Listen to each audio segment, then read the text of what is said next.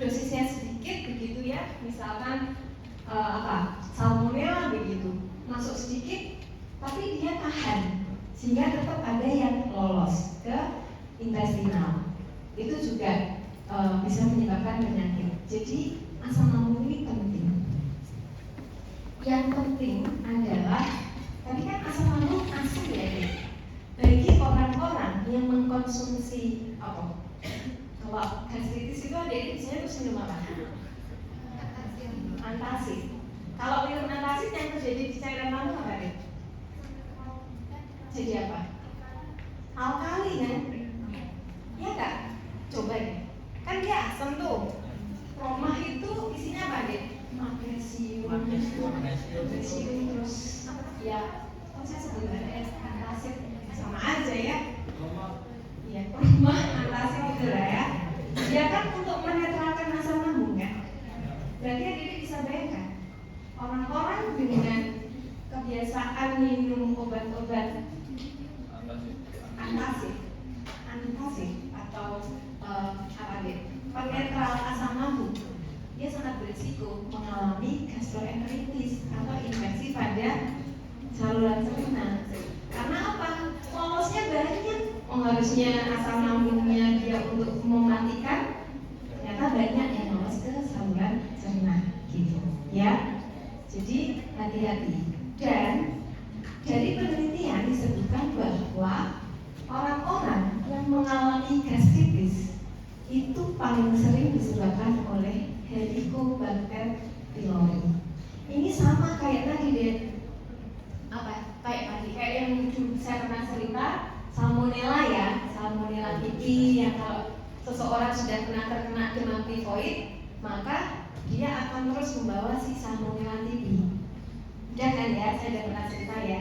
Helicobacter ini juga sebenarnya nggak ada di kita, tidak tahu atau belum diketahui bagaimana mekanisme seseorang mendapatkan Helicobacter. Tetap fekal oral sih sebenarnya ya, maksudnya dari makanan gitu.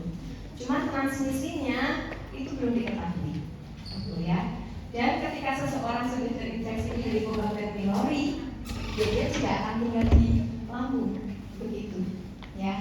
Dan seringkali menunjukkan tanda atau gejala gastritis, gitu. Jadi gastritis itu biasanya kan Dedek bilang karena makan sambal, karena makan kecut, gitu kan? Enggak ada hubungannya. Gitu. Jadi bukan karena makan asam, makan kecut, gitu. Ya karena si Helicobacter pylori ini. Gitu. Oke, ya. Jadi yang merasa gastritis itu mungkin sudah punya Helicobacter pylori di lambungnya, gitu ya. Usus halus tadi sudah, usus besar semakin banyak bakterinya, ya. Dan bakteri ini penting tidak hanya sebagai mencegah kolonisasi patogen, tapi juga dia menghasilkan vitamin yang dibutuhkan untuk darah, yang dibutuhkan untuk metabolisme tubuh, begitu ya. Nah, kalau dirangkum, ini adalah norma-norma di dalam tubuh kita, gitu. Ingat, darah atau organ itu harus steril, nggak boleh ada mikroorganisme, gitu ya. Kemudian di kulit Staphylococcus epidermidis, gitu. Kemudian juga ada Staphylococcus aureus, tapi kalau kulit paling banyak adalah epidermidis. Hidung Staphylococcus aureus, orofaring, Streptococcus viridian. Ini yang saya sebutkan, nanti yang mungkin lebih banyak saya bahas begitu ya. Kemudian ini lihat, lambung itu harusnya nggak punya, kan? Nggak punya flora normal.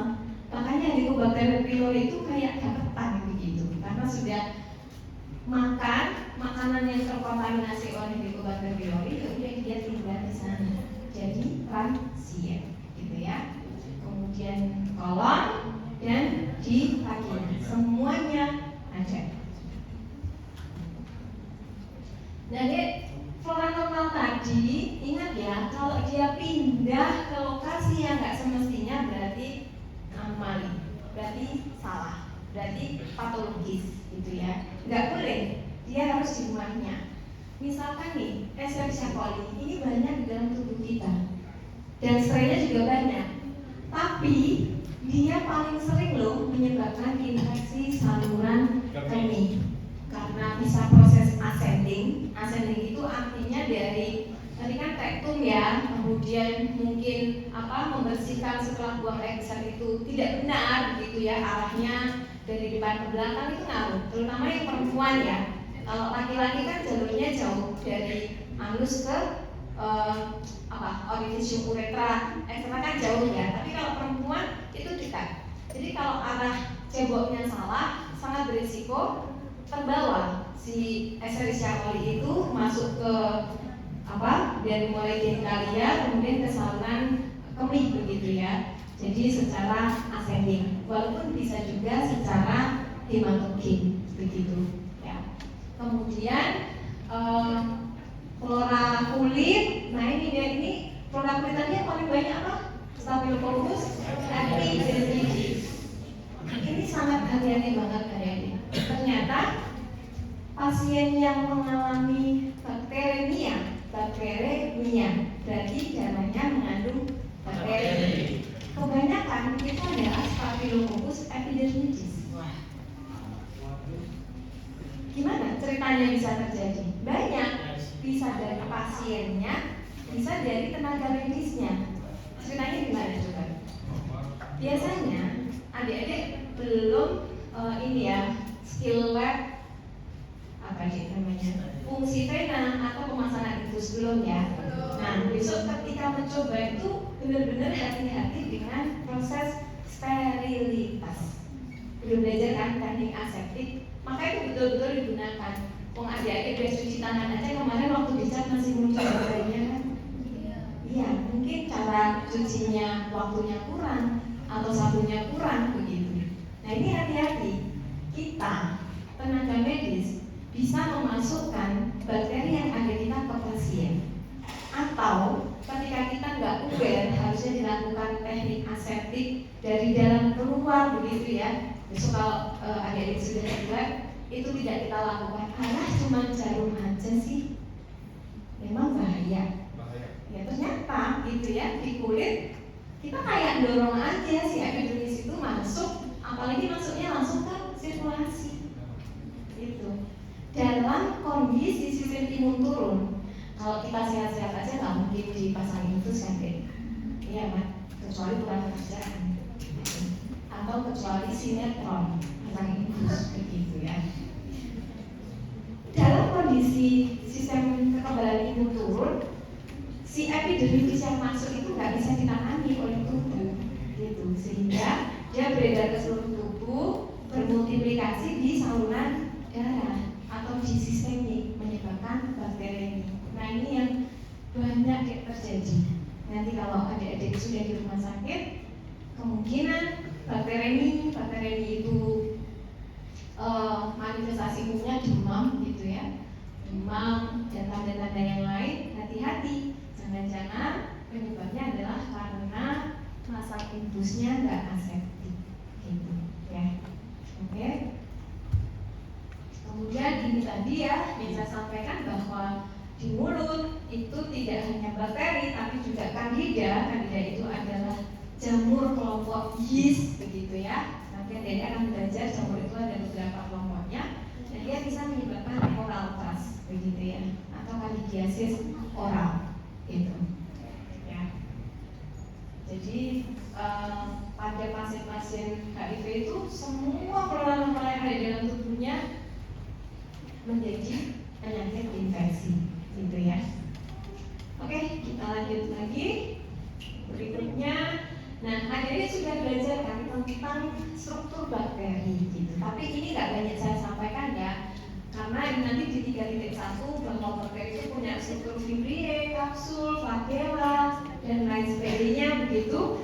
Yang itu perannya sebagai faktor virulensi. Itu nanti aja. Cuma adik tahu kok udah pernah mendengar faktor virulensi gitu lah ya. Faktor virulensi itu menyebabkan suatu penyakit. Nah, kita udah belajar bahwa ketika kita memeriksa gitu ya, adik-adik kemarin sudah melakukan inkubasi. Setelah inkubasi maka kita lihat ya bentuknya, warnanya, ukurannya,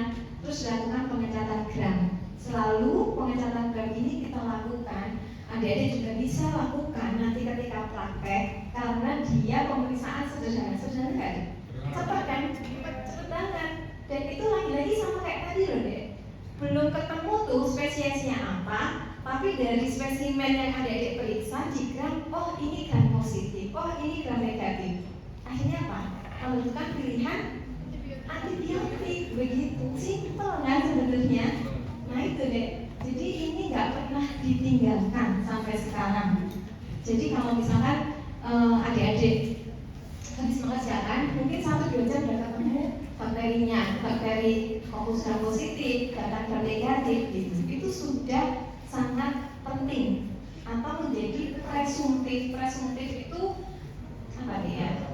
Presumtif dugaan, gitu ya, dugaan kemungkinan penyebabnya apa. Nah ini, jadi ini nggak pernah lupa karena sangat mudah, tidak butuh waktu yang lama dan murah. Ketemu gram, kemudian kita bisa memberikan terapi empirik, gitu ya. Terapi empirik itu ya kita belum ketemu sih bakterinya apa, belum kita cek uji kepekaan terhadap antibiotiknya gitu. Tapi sudah tahu kemungkinan gramnya, oh gram positif saya kasih penisilin misalkan kayak gitu, ya.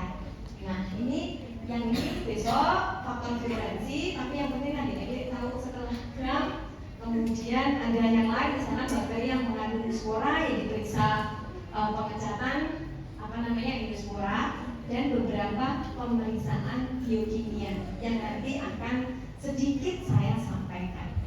Adik-adik, tidak semua bakteri itu bisa dilakukan pemeriksaan gram, maka ada juga pemeriksaan serologi, gitu ya.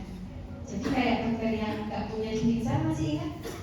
Mycoplasma, Chlamydia, Legionella, ya jangan dilakukan pengecatan, nggak bisa, gitu ya. Tapi kita bisa dengan serologi. Serologi prinsipnya apa deh? Antigen dan antibody. Selalu begitu, ya kan? Kalau kita terinfeksi A, pasti tubuh kita akan membentuk antibody A. Itu selalu begitu. Oke, kita lanjut lagi.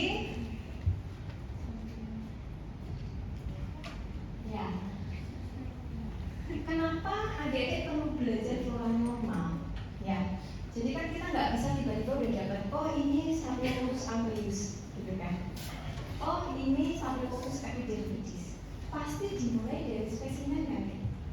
Mau ngambil urin kah, mau ngambil dahak atau sekutu kah, mau ngambil swab luka kah gitu.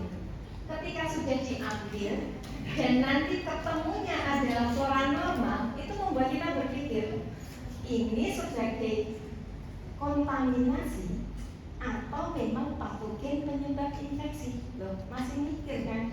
Jadi nggak serta-merta kalau dapat itu berarti itu penyebabnya. Enggak, adik-adik. Lihat dulu ambilnya dari mana gitu. Kalau ambilnya dari kulit, swab kulit, dapatnya Staphylococcus epidermidis, apakah dia penyebab infeksinya? Ya enggak lah, memang rumahnya di situ, ya pasti dapat kan. Nah itu, jadi logika kita harus bermain. Kita dapat sampelnya dari mana, ketemunya apa, itu mempertimbangkan. Ini dapatnya di kulit, swab luka begitu ya dek ya. Kok ketemunya epidermidis? Nah ini hati-hati, jangan-jangan dia kolonisasi saja. Kan kemarin kita udah belajar ya, ada kolonisasi, terus kemudian bisa terjadi infeksi. Infeksi kemudian bisa berlanjut ke penyakit infeksi. Nah pada dasarnya dari spesimen itu kita sebagai dokter harus melakukan, karena kita khususnya di infeksi ya, jadi mau belajarnya kan nanti infeksi dan non infeksi. Nah kalau infeksi mau nggak mau kita harus tahu apa atau siapa penyebabnya, ya nggak ya? Karena lagi-lagi nanti harus menentukan terapi kita. Nanti dia kalau nggak tahu, biasanya kita bombardir aja sesuka kita. Akhirnya memang AMR-nya berkembang atau antimikrobial resistennya itu luar biasa sekarang gitu ya. Nah, yang paling simpel itu adalah pemeriksaan fenotipik. Masih ingat kan fenotipik itu bentuk kalian gitu. Ini fenotipik. Kita lihat gitu ya, bentuknya kayak apa gitu ya. Yang kita pokoknya mungkin mata meter, kita melihat dengan mata gitu ya. Nah, bisa juga pada kasus-kasus tertentu yang nggak bisa dilakukan pemeriksaan fenotipik, ya harus dilakukan pemeriksaan genotyping, PCR misalkan ya, kayak gitu, atau tadi serologi. Dalam hal tidak bisa dilakukan pemeriksaan fenotipik atau bahasa gampangnya itu dikultur, gitu ya. Atau yang lama gitu ya, penyakit-penyakit yang bakterinya itu rewel, susah tumbuh, kita nggak bisa pakai itu. Harus pakai genotyping atau serologi, imunologi. Nah kita ke merah ini ya, merah atau kayak fusia, gitu ya. Mantap. Nah dari fenotipik, adik-adik kemarin udah belajar morfologinya, makroskopik di media kultur. Adik-adik lihat kan kemarin warnanya, bentuknya, tepinya itu adalah morfologi, gitu ya. Oh ini pakai jilbab, oh jilbabnya warna ungu. Oh ini rambutnya keriting. Nah itu adalah fenotipik, gitu ya. Untuk mendefinisikan seseorang atau dalam hal ini adalah mendefinisikan bakteri. Jadi makroskopik, koloninya, warnanya apa, ukurannya, bahkan teksturnya, begitu ya. Itu membantu tapi tidak bisa sampai ke spesies, gitu ya. Kemudian kan kita lanjut mesti deh, habis makroskopik kita bisa mikroskopik dengan beberapa pengecatan yang adik-adik sudah belajar kan, pengecatan gram, gitu ya. Next time adik-adik akan belajar pengecatan BTA, gitu. Jadi ini secara mikroskopik dilihat di bawah mikroskop, ya. Kemudian ini masih fenotipik, yaitu pemeriksaan biokimia, gitu. Pemeriksaan biokimia dengan beberapa tes, gitu ya, enzim yang dimiliki itu masuk ke fenotipik, gitu. Atau fermentasi terhadap karbohidrat itu masuk ke fenotipik, gitu. Nah, yang di rumah sakit, gitu ya, setelah dilakukan ini deh, bisa masuk ke mesin, namanya Malditos. Itu hanya 1-2 jam sudah ketemu bakterinya apa, spesiesnya, gitu. Mahal ya, tapi ya nggak semua rumah sakit punya, ya. Oke, kita lanjut yang berikutnya, kita masuk ke bakterinya. Nah ini kalau mau diterangkan udah mabuk kan dia sebenarnya ini. Nah kita mulai dari gram positif dulu. Umumnya gram positif yang dia sifatnya aerobik atau fakultatif anaerob. Artinya dia tetap butuh oksigen begitu ya, bukan anaerob. Ini struktur gram positif pasti peptidoglikanya tebal. Nah yang struktur-struktur seperti ini dia yang mempengaruhi pemilihan antibiotik. Begitu. Antibiotik yang bisa menembus peptidoglikan, yang bisa merusak, begitu.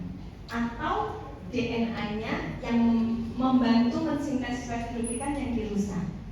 Nah, jadi mekanisme antibiotik kan macam-macam. Di sini kita penting tahu, oh dominannya adalah peptidoglikan untuk gram positif. Kita lihat ada kokus bulat, ada basili atau batang. Kemarin ada yang sudah praktikum, ada yang bentuknya cluster atau bergerombol atau grade line seperti anggur, begitu ya. Di sini ada juga dia yang berantai, gitu. Stabilo, strepto, gitu. Tapi sebenarnya ini nggak cuma strepto loh, ada di sini ada enterococcus juga, gitu. Nah ada banyak ini, kita akan bahas Staphylococcus, kemudian ini kurang lengkap, kita ambil kons yang lain yang lebih familiar tadi, yang lebih banyak menjadi penyebab penyakit begitu, dan beberapa Streptococcus. Yang ini karena patogen bukan normal, maka tidak saya jelaskan di sini. Bacillus anthracis nggak mungkin dong ada di tubuh kita. Penyebab antrak ya, ada zoonosis, dia dari binatang ternak, sporanya masuk ke tubuh manusia jadi antrak. Atau Bacillus cereus mungkin ini lagi rame karena MBG gitu ya. Jadi Bacillus cereus itu bakteri yang menyebabkan apa? Basi, keracunan, gastroenteritis gitu. Itu salah satunya. Di samping Bacillus cereus juga Staphylococcus aureus karena toksinnya, ya. Oke. Yang sana kita lewati ya. Dan kita satu persatu. Kenapa kita membahas Staphylococcus aureus? Karena ini tuh benar-benar ngomong adik-adik. Staphylococcus aureus. Dia dengan tadi saya sebutkan faktor virulensinya begitu menyebabkan banyak sekali penyakit. Gastroenteritis dari toksinnya. Jadi bukan dari dindingnya dia ya, bukan dari badannya dia, tapi toksinnya. Dan toksin itu dibentuk di luar tubuh host. Jadi di sana di makanan begitu ya, makanan yang dia sudah terkontaminasi, maka Staphylococcus aureus mengeluarkan toksin di situ. Gitu. Nah kita makan makanan yang basi mungkin, gitu, toksinnya masuk. Jadi ada toksin itu yang sudah terbentuk di luar, kayak Bacillus cereus, kemudian Staphylococcus aureus. Ada yang toksinnya itu terbentuk di dalam tubuh setelah kita makan yang mengandung Vibrio cholera baru menghasilkan racun di dalam tubuh, gitu ya. Jadi gastroenteritis itu ya mual, muntah, diare, kayak gitu itu adalah gastroenteritis. Kemudian di jantung dia bisa menyebabkan infektif endokarditis, EI atau IE, gitu ya. Saingan dengan Streptococcus viridans. Kemudian abses mastitis ini pada kulit ya, karena akhirnya dapat nggak di uji kelainan kulit 1.3 plak, papul, kayaknya sudah ada kuliahnya dari penyakit kulit, tetap nggak dapat. Gimana mbak? Ada tapi apa?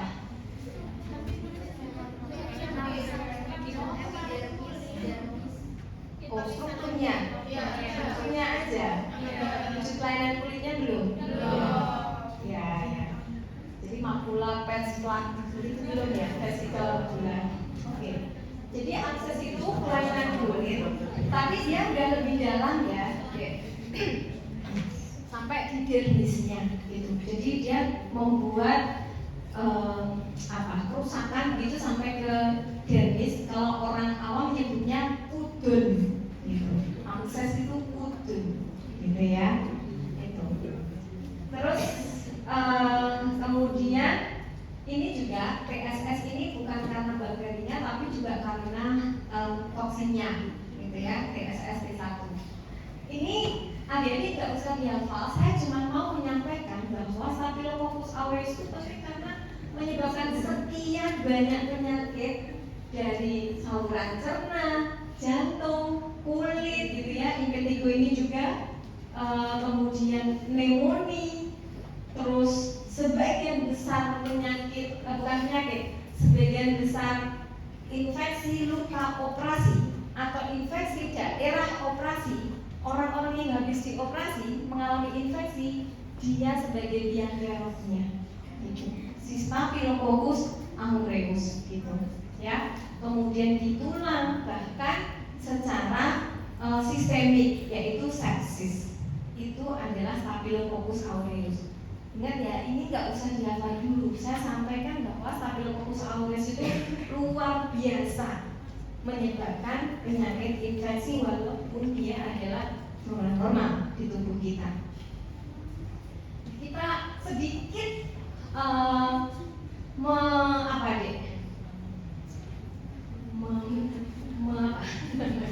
sedikit merecall. Berarti saya sudah mengajarkan. Coba mengulik begitu ya. Staphylococcus aureus lebih dalam. Gitu. Jadi kalau memang adanya agak susah ya, kalau lihat ini namanya media agar darah, karena memang dibuat dari darah domba, gitu ya. Darah domba ditambah, kita kan punyanya nutrien agar kan ya. Nah nutrien agar kalau ditambah darah domba jadi blood agar darah, blood agar atau agar darah, gitu ya. Ini media enrichment, media kaya, artinya kalau sampel-sampel tadi kita tumbuhkan di sini sebagian besar tumbuh, kecuali beberapa yang memang nggak bisa tumbuh, kayak Neisseria nggak bisa pakai agar darah darahnya ini harus direbus dulu sampai mengeluarkan faktor 5 dan faktor 10 yang itu makanannya bakteri Neisseria. Jadi agar darah menjadi agar coklat gitu ya, dia khusus. Nah, Staphylococcus aureus ini ada deh. Ternyata saya memperbesar ya. Dia kelihatan ini sekian kali ya, dia kan aslinya nggak segede ini ya. Jadi kalau kita lihat secara makroskopis begitu, dia memang warnanya aureus itu golden. Jadi dia kuning gitu. Warnanya kuning. Apalagi setelah kita keluarkan dari inkubator, kemudian kita taruh di suhu ruang beberapa saat, dia akan tambah kuning warnanya, gitu ya. Ini Staphylococcus aureus. Kalau kita bandingkan dengan epidermidis, dia warnanya putih. Putihnya itu putih yang memang putih. Ada yang dia transparan deh, dia kan putih opak begitulah ya. Gitu, ya. Jadi dari warna kita bisa agak menebak begitu ya kemungkinan bakterinya apa dari sumber sampelnya gitu. Oh, dari swab luka kita masih berpikir kuning, oh kemungkinan Staphylococcus aureus, tapi masih kemungkinan gitu ya. Kemudian sebaik nggak semua adik-adik, tapi adik-adik belum belajar beta hemolytik ya, belum ya, nggak apa-apa lah. Jadi beta hemolytik itu bahwa koloni bakteri dia bisa menghemolisis eritrosit gitu. Kalau hemolisis ya tentu saja eritrositnya kan pecah gitu. Maka di sekitarnya ada zona yang terang karena eritrositnya lisis gitu ya. Jadi dia hemolitik, beta hemolitik. Ini kalau kita ambilnya di kuadran berapa deh? 4 ya. Ini kuadran 1, 2, 3, ini 4, sehingga terpisah gitu. Kuadran 4 yang tunggal ini kita ambil, kita lakukan pemecatan gram, maka akan mendapatkan Coccus gram positif bergerombol atau Staphylococcus gitu ya. Nah ini tadi flora normal generalis anterior dan dia bisa menjadi penyebab penyakit infeksi oportunistik ya, artinya pada sebenarnya orang sehat juga bisa, apalagi pada orang dengan sistem imun yang turun akan menjadi patogen oportunistik. Dan ini yang paling berbahaya adalah MRSA, Methicillin Resistant Staphylococcus aureus, karena dia sudah membawa gen di dalam tubuhnya dan itu merupakan gen resisten terhadap berbagai antibiotik gitu ya. Ini yang paling repot tuh kalau udah resisten ya. Nah tadi kan ada morfologi, maka saya sampaikan tadi sedikit tentang biokimia karena nggak saya ambil semua gitu. Ini yang perlu adik-adik sekarang bangun ya, karena harus dihafal gitu ya. Yang masih merem ayo melek gitu. Oke ya, Staphylococcus aureus tadi secara fenotipik makroskopiknya, kemudian mikroskopiknya Coccus gram positif. Kalau kita lihat selalu kembalinya itu ke sini deh. Salah.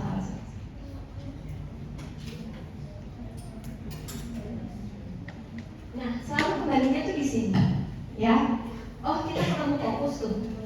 Maka selanjutnya apa yang harus kita lakukan? Pemeriksaan Coccus, kita harus memastikan dong ini ke arah Staphylococcus atau Streptococcus. Itu selalu yang kita lakukan pertama ketika kita menemukan gram positif Coccus. Nah, yang pertama adalah katalase tes. Katalase tes itu prinsipnya adalah menunjukkan bahwa bakteri itu punya enzim katalase. Enzimnya apa? Katalase itu bisa mengubah perhidrol atau H2O2. H2O2 itu sebenarnya hasil metabolisme bakteri. Kalau ingat kembali tentang anaerob, dia nggak punya superoksid SOD, katalase gitu kan. Dia nggak bisa menetralisir hasil metabolisme. Tapi si Staphylococcus aureus punya enzim katalase dan sebagian besar bakteri yang aerob ya. Jadi dia punya enzim katalase, dia memecah perhidrol. Perhidrol itu yang adik-adik tahu, pernah lihat orang yang lihatnya di mana ya adik-adiknya? Adik-adik tahu perhidrol nggak sih? Di larutan pembersih rumah itu mesinnya ada. Wipol bukan ya. Biasanya kalau ada pembersih yang kayak ya pokoknya pembersih rumah salah satunya nanti kalau adik-adik cek kayak clean begitu ya, itu isinya adalah perhidrol. Cuma kalau kena udara gitu dia langsung apa deh warnanya putih gitu kan. Sama ini juga.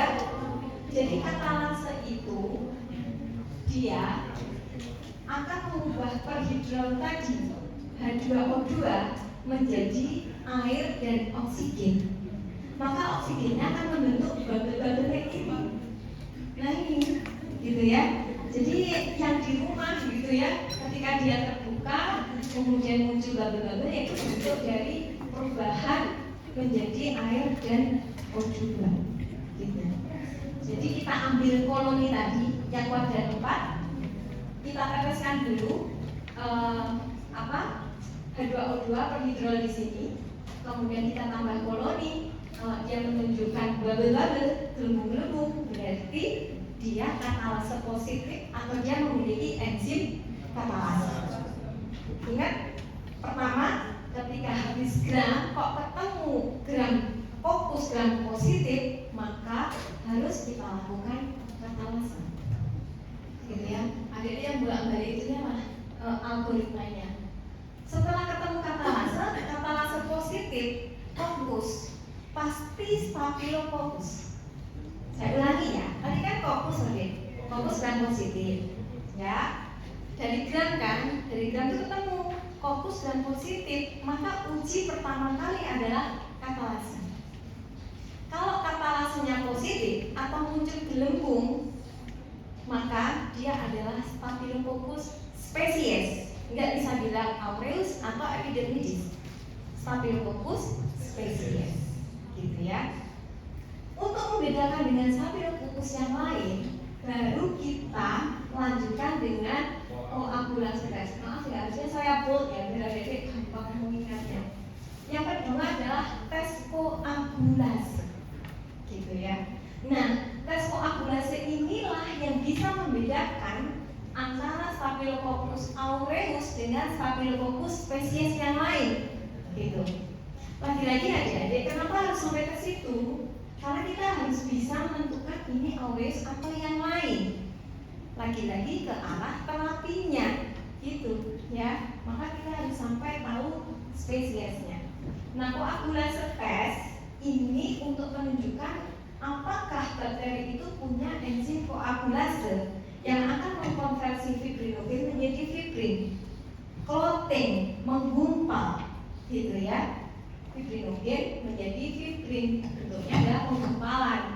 Nah, untuk melakukannya ada dengan dua cara, pakai tube test, pakai tabung, atau pakai slide test. Jadi ada dua. Walaupun sebenarnya ini menunjukkan hal yang berbeda, koagulase yang dia tertekan atau yang dia bebas. Nggak usah sampai di sana, pokoknya adik tahu bahwa setelah katalase adalah koagulase. Yang manapun terserah begitu ya untuk adik-adik, mau yang tabung atau yang slide. Kalau dia menunjukkan penggumpalan, pasti nggak mungkin sesuai gravitasi kan dimiringkan, ya kan? Ini karena gravitasi, maka kalau cair ya dia akan mengikuti dong, ya kan? Tahu nggak? Paham nggak maksud gambarnya? Kalau menggumpal, yang mau dimiringkan, dijungkir balikkan ya dia kayak gitu kan? Nggak mungkin permukaan air rata kan? Karena prinsipnya kalau cairan itu mau dimiringkan dia akan permukaannya rata kan? Nah, dia akan menggumpal untuk tube test. Ini lebih ringan adik-adik karena ini harus inkubasi lagi, gitu ya. Tapi kalau ini simple, koloni yang di kuadran 4 tadi kita tambah dengan koagulase, kemudian kita goyang-goyangkan begitu ya. maka kita lihat apakah ada gumpalan atau dia tetap mungkin. Gumpalan itu kayak pasir begitu ya. Itu adanya faktor pembekuan yang terjadi akibat adanya enzim koagulasi yang mengubah fibrinogen menjadi fibrin. Gitu, ya. Ini bukan antigen antibody, ya, tapi dia karena adanya enzim koagulasi. Oke. Nah, kalau dia menunjukkan positif, dia ada penggumpalan, maka yakin itu adalah Staphylococcus aureus. Gampang banget kan deh? Makanya tadi kalau mau periksa, dia mau misalkan KTI-nya adalah prevalensi teman-teman yang punya Staphylococcus aureus, gampang banget, gitu, ya. Hanya swab, kemudian dikultur, kemudian cek katalase koagulasi, gitu. Lebih jauh kalau mau ke MRSA ya nanti tambah dis antibiotik, begitu. Tapi dari sini aja kita udah tahu Staphylococcus aureus. Maka kalau dia tidak menggumpal itu disebut sebagai koagulase negatif Staphylococcus aureus atau CONS.